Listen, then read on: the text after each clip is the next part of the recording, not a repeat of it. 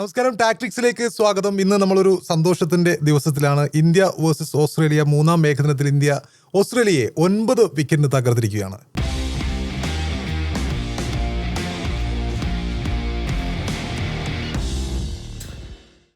പതിവ് പോലെ എന്നതിനപ്പുറം വിരാട് കോഹ്ലി, രോഹിത് ശർമ്മ, റോക്കോ സഖ്യം ഫോമിലേക്ക് എത്തിയ മത്സരമായിരുന്നു. അപ്പോൾ ഈ ഒരു വിജയത്തെക്കുറിച്ച് പറയുമ്പോൾ എൻ്റെ കൂടെ ഹാരിസ് നെന്മാറയുണ്ട്. ഹാരിസ്, എന്തു തോന്നുന്നു ഈ ഒരു വിജയത്തിൽ? പിന്നെ വളരെയധികം സന്തോഷം തോന്നുന്നു എന്നാണ് പറയുക. കാരണം ഇപ്പോൾ നമ്മൾ പരമ്പര തോറ്റി നിൽക്കുകയാണ്. സ്വാഭാവികമായിട്ടും നമുക്ക് ആവേശമില്ലാത്തൊരവസ്ഥയിലായിരിക്കും. പക്ഷേ സിഡ്നി ഗ്രൗണ്ട് ഇന്ന് മുഴുവൻ നിറഞ്ഞു കവിഞ്ഞൊരവസ്ഥയിലായിരുന്നു. കാരണം വിരാട് കോഹ്ലിയുടെ ലാസ്റ്റ് ഷോ, രോഹിത് ശർമ്മയുടെ ലാസ്റ്റ് ഷോ ഓസ്ട്രേലിയൻ മണ്ണിൽ, അവരുടെ ഹോം ഗ്രൗണ്ട് പോലെ, അവരുടെ പ്ലേ ഗ്രൗണ്ട് പോലെ അവർ കളിച്ചുകൊണ്ടിരുന്ന ഒരു മണ്ണിൽ അവരുടെ ലാസ്റ്റ് ഷോയ്ക്ക് വേണ്ടി കാത്തിരിക്കുകയാണ് ഒരു ആരാധകക്കൂട്ടം. അപ്പോൾ അവിടെ അവർ തന്നെ ഇന്ത്യൻ ക്രിക്കറ്റിലെ ഏറ്റവും വലിയ ഐതിഹാസികമായ ഒരു കൂട്ടുകെട്ട് അവർ തന്നെ നിലയുറപ്പിക്കുക, അവസാനം വരെ ഒരു ഗ്രൗണ്ടിൽ നിലനിൽക്കുക.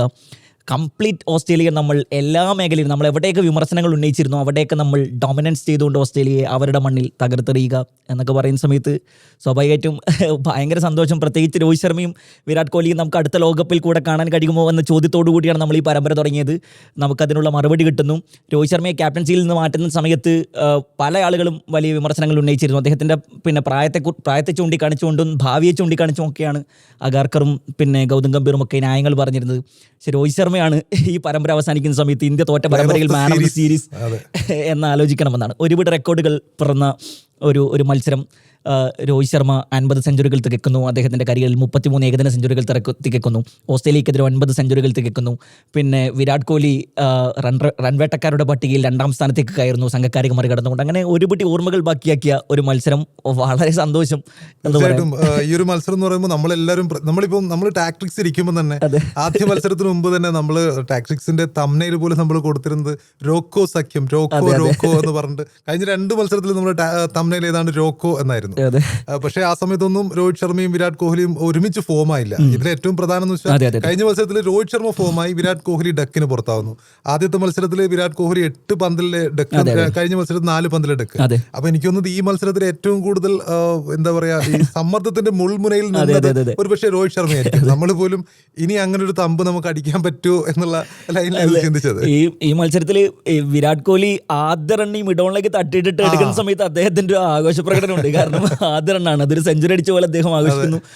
അദ്ദേഹത്തിന്റെ ഒരു 33 നിൽക്കുന്ന സമയത്ത് എല്ലിസിന്റെ ഒരു LBW വളരെ നാരോയിൽ അദ്ദേഹം രക്ഷപ്പെടുന്നുണ്ടെന്നാണ്. അദ്ദേഹം 60 സെഞ്ചുറി പൂർത്തിയാക്കുന്നതാണ് കണ്ടത്. രോഹിത് ശർമ്മ സെഞ്ചുറി അടിക്കുന്ന സമയത്ത് രോഹിത്തിനേക്കാൾ ഏറ്റവും അധികം ആഘോഷിച്ചത് കോഹ്ലിയാണെന്ന് തോന്നുന്നു. അദ്ദേഹത്തിന്റെ തോളിൽ കയറ്റി നിൽക്കുന്ന ആ ചിത്രമൊക്കെ ഐക്കോണിക് ആയിട്ട് എക്കാലവും ഓർമ്മിക്കപ്പെടും. മത്സരത്തിന് ശേഷമൊക്കെ രോഹിത് ശർമ്മയും കോഹ്ലിയും ഒരുമിച്ച് നിന്നുകൊണ്ട് ഓസ്ട്രേലിയക്ക് നന്ദി പറയുന്നുണ്ട്. കാരണം അവരുടെ ചരിത്രത്തിലെ ഒരു ശരിക്കും പ്ലേ ഗ്രൗണ്ട് പോലെ, ഒരു ഹോം ഗ്രൗണ്ട് പോലെയൊക്കെ അവർ കളിച്ചിരുന്ന എത്രയോ ഇതിഹാസ സമാനമായ ഇന്നിംഗ്സുകൾ അവർ കളിച്ചതാണ്. എനിക്കൊന്ന് ഇത് ഒരുപാട് നല്ല മൊമെന്റ്സ്. ഇപ്പം ആരിസ് പറഞ്ഞതുപോലെ തന്നെ മറ്റൊരു മൊമെന്റ് എന്ന് പറയുമ്പോൾ ഈ ദിവസം വിരാട് കോഹ്ലിക്ക് ഒരു മോശം ദിവസം ആയിരുന്നില്ല. കാരണം ഈ ദിവസം വിരാട് കോഹ്ലി തൊട്ടതെല്ലാം പൊന്നായ ഒരു ദിവസമാണ്. കാരണം അദ്ദേഹം ഒരു നല്ലൊരു ക്യാച്ച് എടുത്തു. 0.61 അത്രയാണ് അദ്ദേഹത്തിന്റെ ഒരു റിയാക്ഷൻ ടൈം. ആ ഒരു സെക്കൻഡിനുള്ളിൽ മാത്യു ഷോട്ടിന്റെ ഒരു ക്യാച്ച് അദ്ദേഹം എടുക്കുന്നു. ആ ഒരു സമയത്ത് എന്ന് പറയുമ്പോൾ നമ്മളത് ബൗണ്ടറി ആയി എന്ന് കരുതിയ ഒരു ഷോട്ടായിരുന്നു. ആ ഒരു ഷോട്ട് അത്രയും പവർഫുൾ ആയ ഒരു ഷോട്ട് അദ്ദേഹം കൈപ്പിടിയിൽ ഒതുക്കുന്നു. ആ സമയത്തിന് നമ്മൾ ഉറപ്പിക്കുകയാണ് ഇന്ന് വിരാട്ടിന്റെ ദിവസമാണെന്ന് ഉറപ്പിക്കുകയാണ്. മാത്രമല്ല അദ്ദേഹം ക്രീസിലേക്ക് ഇറങ്ങുമ്പോൾ ആ ഒരു എനിക്കൊന്ന് ആ സമയത്ത് ഈ ചാനലിലെ പരസ്യങ്ങൾ പോലും അവർ കട്ട് ചെയ്തിട്ടുണ്ട്. അദ്ദേഹം ഇറങ്ങുന്നത് തൊട്ടിട്ട് അവിടം വരെ ഗ്രൗണ്ടിലേക്ക് നടന്നു വരുന്നത് വരെ നമ്മൾ ലൈവായിട്ട് കാണുകയാണ്.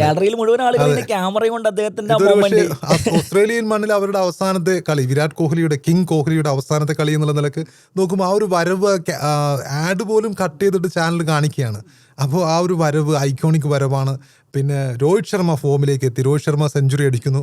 രോഹിത് ശർമ്മയുടെ എന്ന് പറയുമ്പോൾ കുറ്റമറ്റൊരു ഇന്നിങ്സ് തീർച്ചയായിട്ടും. കാരണം നമുക്ക് അങ്ങനെ പറയാൻ പറ്റുള്ളൂ. കാരണം രോഹിത് ശർമ്മ ഫോമിലാവുമ്പോൾ ഇതിലും ലോക ക്രിക്കറ്റിലെ ഏറ്റവും എലിഗൻ്റ് ആയിട്ട് ബാറ്റ് ചെയ്യുന്ന ഒരു കക്ഷിയാണ് രോഹിത് ശർമ്മ.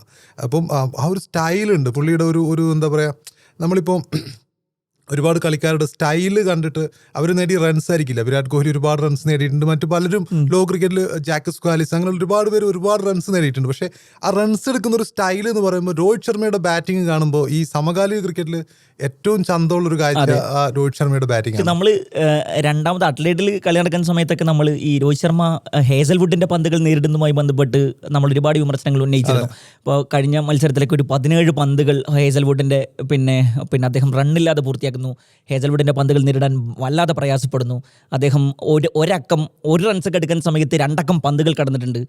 പിന്നെ 50 പന്തുകൾ 25 റൺസ് എടുക്കുന്ന സമയത്ത് അദ്ദേഹം 50 പന്തുകൾ പൂർത്തിയാക്കിയിട്ടുണ്ട്. അപ്പോൾ റണ്ണെടുക്കാനൊക്കെ അത്ലറ്റിൽ വല്ലാതെ പ്രയാസപ്പെടുന്ന രോഹിത്തിനല്ല നമ്മളിത് കണ്ടത്. ഇപ്പോൾ ഇന്ന് സാംബയൊക്കെ സ്ലോഗ് സ്ലീപ്പിൽ അദ്ദേഹം ഒരു 6 വായിക്കുന്നുണ്ട്. അതേസമയം തന്നെ മനോഹരമായി ഇപ്പോൾ ലേസി എലഗൻസ് എന്നൊക്കെ അദ്ദേഹത്തിന്റെ കളിയെക്കുറിച്ച് പറയാറുണ്ട്. വളരെ അനായാസം അദ്ദേഹം ക്രീസിൽ നിന്ന് അനങ്ങാതെ ചിലപ്പോൾ പന്തതിർത്തി നടത്തുന്നതൊക്കെ ഭയങ്കര നമ്മൾ ആവേശത്തോടെ കണ്ടു നിൽക്കുന്ന ഓടി. അതേപോലെ തന്നെ വിരാട് കോഹ്ലി ഇന്ന് പിന്നെ സ്റ്റാർക്കിനെതിരെ ഒരു സ്ട്രൈറ്റ് ഡ്രൈവ് ഒക്കെ കളിക്കുന്നുണ്ട്. മനോഹരമായി അവരുടെയൊക്കെ ഒരു പഴയകാലം തിരിച്ചു വന്നതുപോലെ നമുക്കിങ്ങനെ രോമാഞ്ചം എന്നൊക്കെ പറയില്ലേ. രോമാഞ്ചം നമ്മളിപ്പോൾ ഞാൻ പെട്ടെന്ന് രോഹിത് ശർമ്മയുടെ ഇന്നിങ്സിനെ കുറിച്ച് പറയുമ്പോൾ നമ്മൾ ഒമർ ഖയ്യാമിന്റെ ഒരു കവിത ഓർമ്മിക്കുകയാണ്. അതായത് അദ്ദേഹം ലോകത്തിലെ ഏറ്റവും സമാധാനമുള്ള അല്ലെങ്കിൽ ഏറ്റവും സന്തോഷമുള്ള ഒരു മൊമെന്റിനെ പറ്റിയിട്ടൊരു കവിത എഴുതിയിട്ടുണ്ട്. ഇവിടെ ഒരു തെല്ലു വല്ലാഹാരവും ലസത് കവനകൃതിയൊന്നും മധുപൂർണ്ണ കുംഭവും അരികത്ത് ഗീതകം പാടും നീയുമി തണലിലഹ കൈവിരൽ കാടിത് നാഗമാം. അതായത് ഇവിടെ ഒരു തെല്ലു വല്ലാഹാരവും നല്ല വിഭവസമൃദ്ധമായ ഫുഡ്, ലസത് കവനകൃതി മനോഹരമായ ഒരു കൃതി, ഒരു പുസ്തകം, ലസത് കവനകൃതി എന്നും മധുപൂർണ്ണ കുംഭവും അതായത് മദ്യത്തിൻ്റെ ഒരു ചഷകവും, അരികത്ത് ഗീതകം പാടും നീയും അരികത്ത് പാട്ട് പാടുന്നൊരു കാമുകി, അതൊക്കെ ആയിട്ട് നിൽക്കുന്ന സമയത്തുള്ള ഒരു എന്താ പറയുക അങ്ങനെ ഒരു മൊമെൻറ്റ്, ഏറ്റവും സന്തോഷമുള്ള ഒരു മൊമെൻറ്റ്. അതുപോലെ ലോക ക്രിക്കറ്റിൽ നമ്മൾ എടുത്തു നോക്കുകയാണെങ്കിൽ രോഹിത് ശർമ്മ ബാറ്റ് ചെയ്യുമ്പോൾ അദ്ദേഹം ഒരു സോങ്ങിലായിരിക്കുന്ന സമയത്ത് നമുക്ക് കൃത്യമായിട്ടും ഈ ഒമർ ഖയ്യാമിൻ്റെ കവിത ഞാൻ അവിടെ അങ്ങോട്ട് സമർപ്പിക്കുന്നു.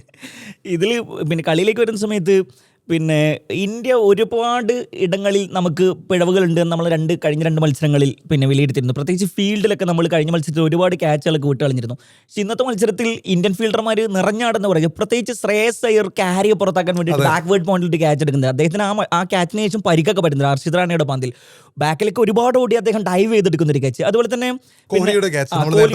അതുപോലെ തന്നെ ഓവനെ പുറത്താക്കാൻ വേണ്ടിയിട്ട് രോഹിത് ശർമ്മയുടെ ഒരു ഇടപെടൽ, അത് ഭയങ്കര ശുഭ്മാൻ ഗില്ലെല്ലാം അവിടെ ഇടപെടുന്നതാണ്. എന്ന് പറഞ്ഞാൽ ഹർഷിത് റാണ വരുന്നു. ഇപ്പോൾ ഏതാണെന്ന് ചോദിച്ചപ്പോൾ ഈ ഷോട്ടൊക്കെ പുറത്തായി ക്യാരിയും ഷോട്ടും പുറത്തായി നിൽക്കുന്നു.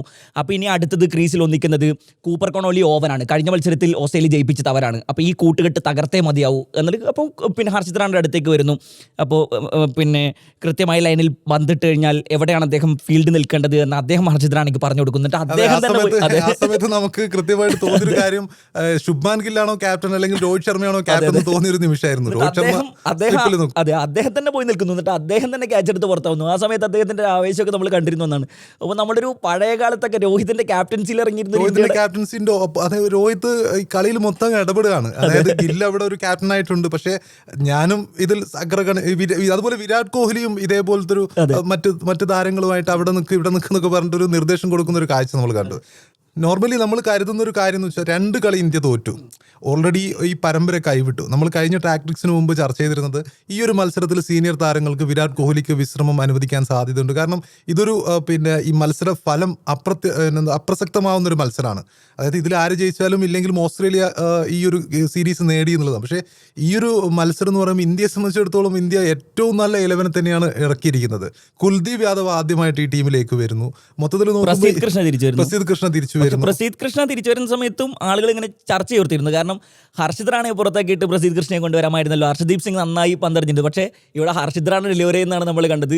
പിന്നെ ഓസ്ട്രേലിയൻ ഇന്നിംഗ്സിലെ 4 വിക്കറ്റുകൾ അദ്ദേഹമാണ് പോക്കറ്റിലാക്കുന്നത്. അതിൽ 3 വിക്കറ്റുകൾ ക്രൂഷ്യൽ വിക്കറ്റുകളായിരുന്നു എന്നുള്ളതാണ്. അപ്പോൾ ഹർഷിത് റാണ അദ്ദേഹത്തിന്റെ കരിയർ ബെസ്റ്റ് പെർഫോമൻസ് ആണ് ഇന്ന് പിന്നെ സിഡ്നിയിൽ കാഴ്ചവെച്ചത് എന്നുള്ളതാണ്. കിട്ടി നമ്മളിപ്പോൾ ഒരാൾക്ക് ഒരുപാട് അവസരങ്ങൾ കൊടുക്കുകയാണെങ്കിൽ അദ്ദേഹം അങ്ങനെ കളിക്കും എന്നുള്ളതൊരു ഉദാഹരണമാണ് ഹർഷിത് റാണ എന്ന് തോന്നുന്നു. അങ്ങനെ അവസരങ്ങൾ കിട്ടാത്ത ഒരുപാട് പേരുണ്ട് എന്നുള്ളതും നമ്മളിവിടെ ചേർത്ത് വായിക്കേണ്ടതാണ്. കാരണം അവസരം ഹർഷിത് റാണയേക്കാൾ നമ്മൾ കഴിഞ്ഞ പ്രാവശ്യമൊക്കെ പറഞ്ഞതുപോലെ ഹർഷിത് റാണയേക്കാൾ കഴിവുള്ള അല്ലെങ്കിൽ പ്രതിഭ തെളിയിച്ച ഒരുപാട് ബോളർമാരും ബാറ്റ്സ്മാൻമാരൊക്കെ പുറത്തുണ്ട്. പക്ഷേ ഒരു സെലക്ടറുടെ പ്രീതി ഒരുപാട് നേടിക്കൊണ്ട് അദ്ദേഹം ടീമിൽ അവസരം ലഭിക്കുന്നു. പിന്നീട് ഒരുപാട് മത്സരങ്ങൾ കഴിഞ്ഞ 2 മത്സരത്തിലും ഫോം ഔട്ട് ആണെങ്കിലും പിന്നെയും അവസരം ലഭിക്കുന്നു. ഒരാളെ എങ്ങനെ ചെത്തി മിനുക്കി രാക്കി ഒരു നല്ലൊരു പ്ലെയറാക്കി എടുക്കാം എന്നുള്ളതിൻ്റെ ഉത്തമ ഉദാഹരണമായിട്ട് ഹർഷിത് മാറുകയാണ്. ഇനി മത്സരത്തിലേക്ക് വന്നു കഴിഞ്ഞാൽ പിന്നെ ഈ ടോസ് ഭാഗ്യം അത് ഭയങ്കര ചർച്ചയാണെന്നും ഈ 3 പിന്നെ മത്സരങ്ങളിലും ഇന്ത്യക്ക് ടോസ് കിട്ടിയിട്ടില്ല.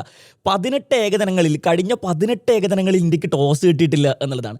അപ്പോൾ ടോസ് കിട്ടുന്ന സമയത്താണല്ലോ ക്യാപ്റ്റൻ അവിടെ മുതലാണല്ലോ തീരുമാനം തുടങ്ങുക. അപ്പോൾ ഇന്നത്തെ മത്സരത്തിൽ ആദ്യമായിക്കൊണ്ട് മാർച്ച് പറയുന്നു ഞങ്ങൾ ബാറ്റിംഗ് തിരഞ്ഞെടുക്കാൻ പോകുന്നു എന്ന് പറയുന്നു. അപ്പോൾ ശുഭ്മാൻ ഗില്ലിനോട് ചോദിക്കുന്നുണ്ട്, ടോസ് കിട്ടിയാൽ ഞങ്ങൾ ബോളിംഗ് തിരഞ്ഞെടുക്കാനാണ് തീരുമാനിച്ചിരുന്നതെന്ന് ശുഭ്മാൻ ഗിൽ പറയുന്നുണ്ട് എന്നുള്ളതാണ്. കഴിഞ്ഞ 2 മത്സരത്തിലും ടോസ് കിട്ടിയ സമയത്ത് മാർച്ച് പിന്നെ ബോളിംഗ് ആയിരുന്നു തിരഞ്ഞെടുത്തത്. മാർച്ചിൻ്റെ ഒക്കെ ഒരു ഹിസ്റ്ററി ഭയങ്കര കൗതുകപരമായിരുന്നുണ്ട്. 27 മത്സരങ്ങൾ അദ്ദേഹം ക്യാപ്റ്റൻസിയിൽ നിന്ന സമയത്ത് 2 തവണ അദ്ദേഹം ആദ്യം ബാറ്റിംഗ് തെരഞ്ഞെടുത്തിട്ടുള്ളൂ എന്നുള്ളതാണ്. അപ്പോൾ അതെ. അപ്പോൾ ഈ സമയത്തൊക്കെ ഈ 18 മത്സരങ്ങൾ ഇന്ത്യക്ക് ടോസ് ഭാഗ്യമില്ലാതെ പോവുക, പ്രത്യേകിച്ച് ശുഭ്മാൻ ഗില്ലിന് തീരെ ടോസ് ഭാഗ്യമില്ലാത്തൊരു ക്യാപ്റ്റനാണെന്നാണ്.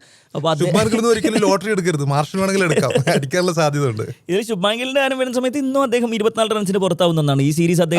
നമ്മൾ പറയാതെ പോയൊരു കാര്യം അതാണ്. നമ്മൾ രോഹിത് ശർമ്മയുടെ ഫോമിനെ കുറിച്ചിട്ടും ഹർഷിത് റാണയെ കുറിച്ചൊക്കെയാണ് കൂടുതൽ പറഞ്ഞത്. പക്ഷേ ഈ ഒരു സീരീസിൽ നോക്കുമ്പോൾ ഒരു ബാറ്റ്സ്മാൻ എന്ന നിലയിൽ അമ്പയെ പരാജയപ്പെട്ട ഒരു ശുഭ്മാൻ ഗില്ലിയാണ് നമുക്ക് കാണാൻ സാധിച്ചത്. 9 റൺസ് 10 റൺസ് ഇന്നാണ് അദ്ദേഹം 20 കടന്നത് എന്നുള്ളതാണ്. അദ്ദേഹം കഴിഞ്ഞ ദിവസം മറ്റൊരു വാർത്ത കൂടി ഉണ്ടായിരുന്നു. ഏതൊക്കെയോ നെറ്റ് സെഷനുകൾ ശുഭ്മാൻ ഗിൽ സ്കിപ്പ് ചെയ്തതായി ബന്ധപ്പെട്ടുള്ള വിവാദങ്ങൾ അവിടെ ഓസ്ട്രേലിയൻ മാധ്യമങ്ങൾ റിപ്പോർട്ട് ചെയ്തിട്ടുണ്ട്. അതായത് ടീമിന്റെ ക്യാപ്റ്റൻ തന്നെ ചില നെറ്റ് സെഷനുകൾ സ്കിപ്പ് ചെയ്ത് മാറി നിൽക്കുകയാണ്. നിർബന്ധമായിട്ടും പങ്കെടുക്കണമെന്ന് ഗൗതം ഗംഭീർ പറഞ്ഞ ചില നെറ്റ് സെഷനുകൾ അദ്ദേഹം മാറി നിൽക്കുകയാണ്. അതിന്റെ പുറത്ത് ഗംഭീർ ഇദ്ദേഹത്തെ വിളിച്ച് ഒരുപാട് നേരം ഇതുമായിട്ട് സംസാരിച്ചു എന്നൊക്കെ പറഞ്ഞിട്ടുള്ള വാർത്തകൾ ഇതിന്റെ ഇടയ്ക്ക് പ്രചരിക്കുന്നുണ്ട്. ഇനി ഇതിലേക്ക് വരുന്ന സമയത്ത് ഈ ഓസ്ട്രേലിയ നമ്മൾ ചിലപ്പോൾ സ്റ്റാർക്കിനും ഓസ്ട്രേലിയ പിന്നെ എല്ലാ മത്സരങ്ങളും ഇങ്ങനെ പരീക്ഷണം നടത്തുന്നവരാണല്ലോ. അപ്പോൾ ബേർട്ട്ലെറ്റ് കഴിഞ്ഞ മത്സരത്തിൽ പിന്നെ നന്നായി ഡെലിവർ ചെയ്ത മനുഷ്യനാണ്. പക്ഷേ അദ്ദേഹത്തെ മാറ്റി നമ്മൾ കണ്ടു, എല്ലിസ് തിരിച്ചു വരുന്നത് കണ്ടു. സ്റ്റാർക്കിനും ഹേസൽവുഡിനും പിന്നെ വിശ്രമം കൊടുത്തേക്കുമോ എന്ന് തോന്നിക്കുന്ന സമയത്ത് ഹേസൽവുഡും സ്റ്റാർക്കും ടീമിലുണ്ട്. പക്ഷേ അവരാകെ 11 ഓവറാണ് എറിഞ്ഞിട്ടുള്ളത്. ഹേസൽവുഡ് കഴിഞ്ഞ കളികളിൽ ഇതുപോലെ തന്നെ മനോഹരമായി പന്തെറിയുന്നു. അദ്ദേഹം ഇന്നൊരു മെയ്ഡിൻ എറിയുന്നുണ്ട്. 23 റൺസാണ് ആകെ വിട്ട് നൽകിയത്. പക്ഷേ സ്റ്റാർക്കിനെ പിന്നെ പല സമയത്തായിട്ട് ഇങ്ങനെ പ്രഹരിക്കുന്നതൊക്കെ കണ്ടിരുന്നു എന്നുള്ളതാണ്.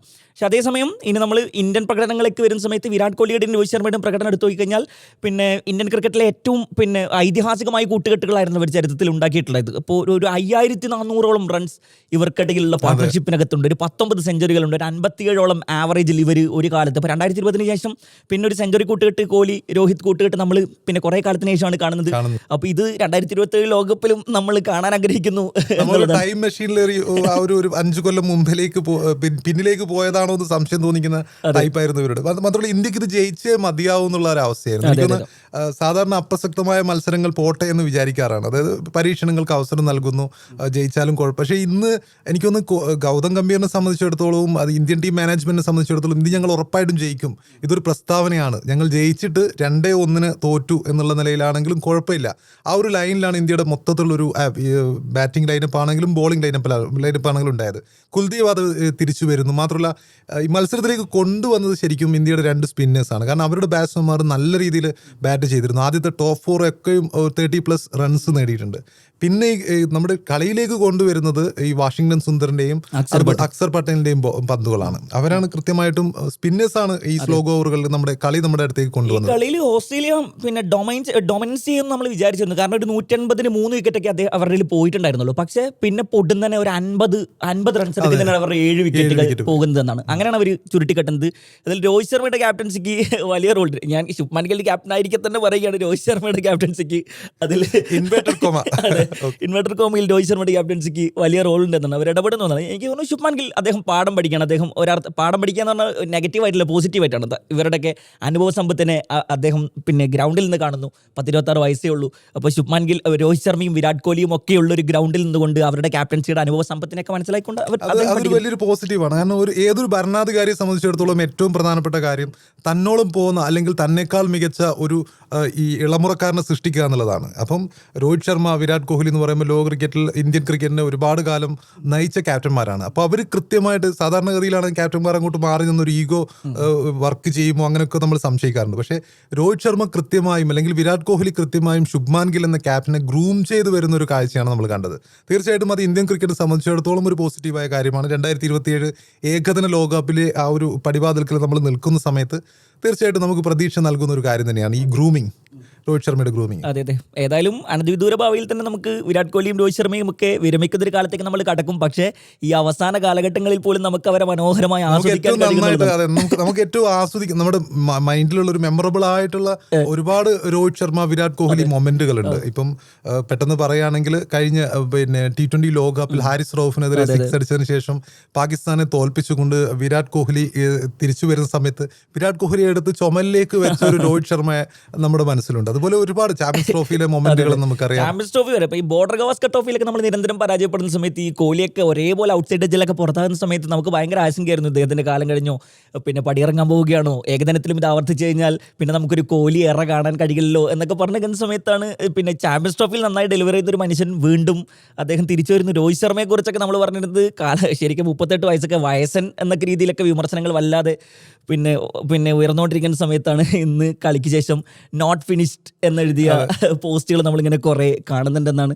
അപ്പോൾ കുറച്ച് കാലം കൂടി നമുക്ക് അവരെ ആസ്വദിക്കാൻ കഴിയും എന്നുള്ളതാണ്. ആസ്വദിക്കാൻ കഴിയട്ടെ എന്ന് നമുക്ക് പ്രാർത്ഥിക്കാം. അതുപോലെ ഇന്ത്യൻ ക്രിക്കറ്റ് സംബന്ധിച്ച് ഇനി T20 പരമ്പര വരാനുണ്ട്.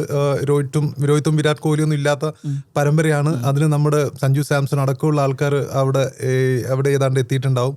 അപ്പോൾ അവർക്കും ഒരു ആശംസ നൽകാം. കാരണം ഈ ഒരു വിജയം എന്ന് പറയുമ്പോൾ ഓസ്ട്രേലിയൻ മണ്ണിൽ ചെറിയ വിജയമല്ല, 9 വിക്കറ്റിന്റെ വിജയമാണ്. 39ാമത്തെ ഓവറിൽ ഓസ്ട്രേലിയ എടുത്ത റൺസ് ഏതാണ്ട് 12ഓളം ഓവറുകൾ ബാക്കി നിൽക്കുകയാണ് ഇന്ത്യ ജയിച്ചിട്ടുള്ളത്. അതൊരു മാത്രമല്ല ഈ ടീമിലെ കുറച്ച് പേരെങ്കിലും ഈ T20 മത്സരങ്ങൾ കളിക്കാനുണ്ട്. അപ്പോൾ ഒരു വലിയൊരു ഊർജ്ജമാണ് ഇന്ത്യക്ക് നൽകിയത്. ആ ഒരു ഊർജ്ജത്തിൽ നിന്നും ഇന്ത്യ T20 പരമ്പരയിലും ആ ഒരു ഊർജ്ജം നമുക്ക് കൃത്യമായും കാണാൻ സാധിക്കട്ടെ എന്ന് പ്രാർത്ഥിക്കാം. ഏതായാലും നമുക്ക് ഏറ്റവും പറയാനുള്ളത് രോക്കോ ഈസ് ബാക്ക് എന്ന് തന്നെയാണ്.